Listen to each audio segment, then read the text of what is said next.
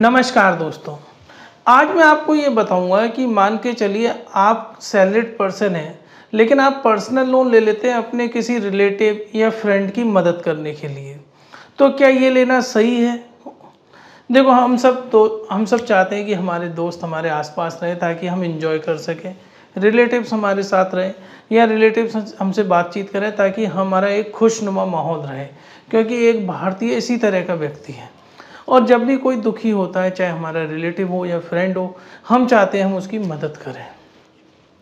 कई बार किसी रिलेटिव या फ्रेंड को पैसों की आवश्यकता होती है, लेकिन बैंक से उसको लोन नहीं मिल पाता, उसकी सैलरी नहीं है या क्या नहीं है, और आप अगर सैलरी क्लास है तो आप ये सोचते हैं कि मैं पर्सनल लोन ले लेता हूँ और इसको दे देता हूँ तो इसकी कुछ हद तक मदद हो जाएगी और मेरी ईएमआई ये पेमेंट करता रहेगा। कुछ इस तरह की बात होती है, क्योंकि ऑब्वियसली बात है पेमेंट आपका दोस्त ही करेगा, ब्याज और प्रिंसिपल अमाउंट का। लेकिन देखो, मदद करना बहुत अच्छी बात है और करनी भी चाहिए, लेकिन थोड़ा समझदारी से। आप किसी ऐसे व्यक्ति की मदद ना कर दें जो बाद में आपको चल के आपको ही परेशानी में डाल दे। क्योंकि मैं ऐसा इसलिए कह रहा हूँ क्योंकि हमारे यहाँ एक सॉफ्टवेयर इंजीनियर है हेमराज जी, जो हमारा सारा ऐप्स वगैरह इन सब का काम करते हैं। उन्होंने क्या किया था, 2 साल पहले एक लोन ले लिया था पेसेंट से 5 लाख का अपने दोस्त के लिए। और उस वक्त उनका दोस्त बड़ा अच्छा घनिष्ठ मित्र था, तो उन्होंने कहा ठीक है यार, मेरा दोस्त पेमेंट करता रहेगा, मुझे कोई दिक्कत नहीं।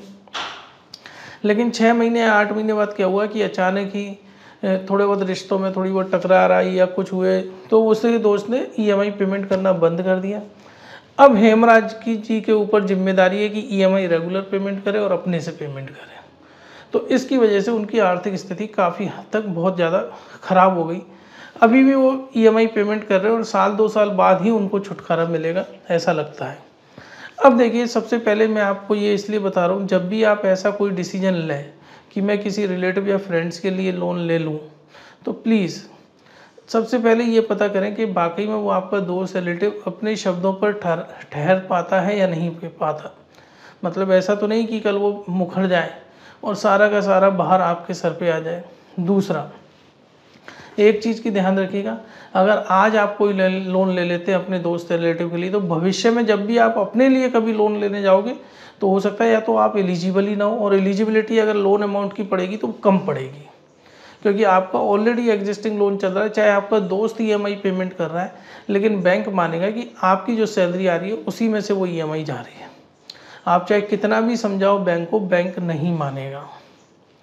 दूसरा, अगर यदि आपके दोस्त ने आपको ईएमआई पेमेंट बंद कर दिया, आपके लोन में पेमेंट करना बंद कर दिया, आपको पेमेंट देना बंद कर दिया, और आपकी भी स्थिति ऐसी नहीं थी कि ईएमआई पेमेंट करो, तो जो लोन डिफ़ॉल्ट होगा उसमें सिर्फ आप ही का इफेक्ट होगा, आप ही का क्रेडिट स्कोर खराब होगा, आप ही का सिविल स्कोर कम होगा।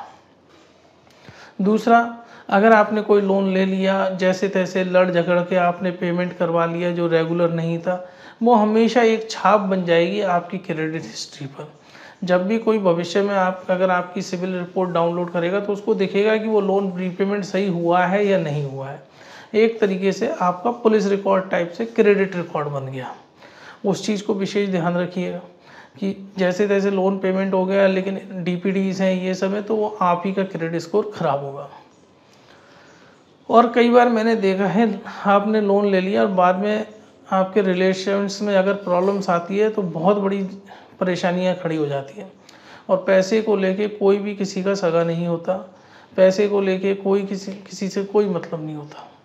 तो इसलिए बहुत केयरफुल रहें ये चीज़ लेते वक्त। लॉन्ग टर्म का सोचें, केवल उसी व्यक्ति पर भरोसा करें जिसने कभी पास्ट में आपकी कोई मदद करी है। और हमेशा ये ध्यान रखें कि कुछ आपकी भी नैतिक जिम्मेदारी बन जाती है कि आपने सही व्यक्ति को चूज़ किया हो।